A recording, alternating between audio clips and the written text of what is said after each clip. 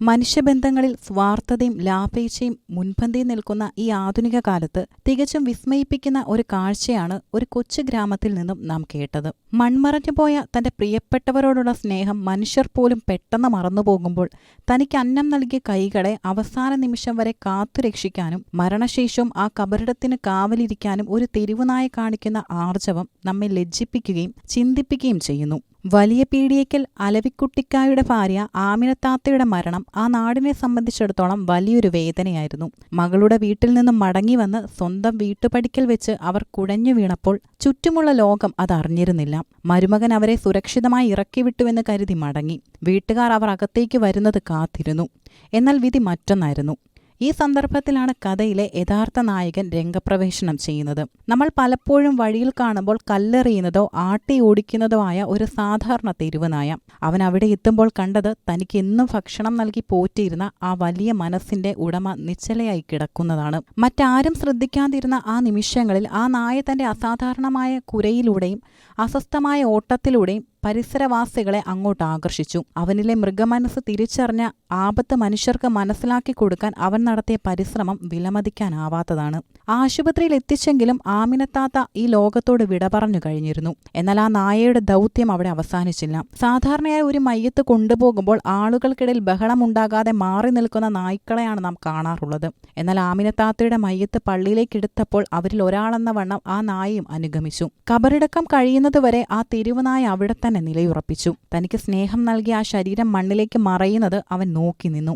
വീട്ടുകാരും ബന്ധുക്കളും മടങ്ങിയിട്ടും അവൻ അവിടെ തുടർന്നത് നാട്ടുകാർക്ക് അത്ഭുതമായി. പിറ്റേന്നുള്ള ദിവസങ്ങളിലും ആ കാഴ്ച തുടർന്നു.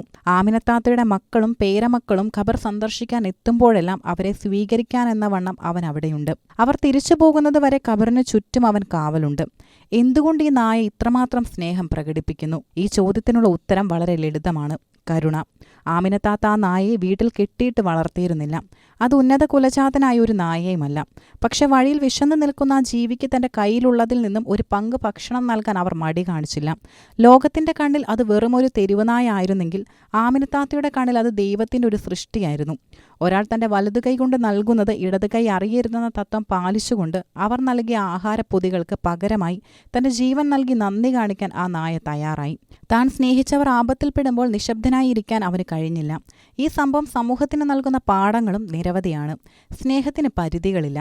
ഒരു മിണ്ടാപ്രാണിക്ക് നാം നൽകുന്ന ചെറിയ പരിഗണന പോലും അവ എത്രത്തോളം വലിയ രീതിയിൽ തിരിച്ചു നൽകുന്നുവെന്ന് ഇത് കാണിച്ചു തരുന്നു. എല്ലാ തെരുവുനായ്ക്കളും ഉപദ്രവകാരികളല്ല. അവരോട് അല്പം കരുണ കാണിച്ചാൽ അവർ നമ്മുടെ ഏറ്റവും വലിയ സംരക്ഷകനായി മാറും. ആമിനത്താത്ത ചെയ്ത ആ ചെറിയ സുകൃതം അവർ കുഴഞ്ഞു വീണപ്പോൾ നാട്ടുകാരെ അറിയിക്കാൻ കാരണമായി.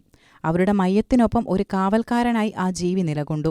ആമിനത്താത്തയുടെ മരണം ഒരു തീരാ നഷ്ടമാണെങ്കിലും അവർ ബാക്കി വെച്ചുപോയ സ്നേഹത്തിന്റെ തെളിവായി ആ നായ ഇന്നും ആ കബറിടത്തിന് കാവലുണ്ട്. സ്വർഗത്തിൽ അവർക്ക് ലഭിക്കുന്ന പ്രതിഫലത്തിന്റെ ഒരു ചെറിയ സൂചനയായിരിക്കാം ഭൂമിയിൽ ആ നായയിലൂടെ നാം കാണുന്നത്. സ്നേഹത്തിന് അതിർവരമ്പുകൾ നിശ്ചയിക്കുന്ന മനുഷ്യരെക്കാൾ എത്രയോ ഉന്നതനാണ് നന്ദിയുള്ള ഈ നായ.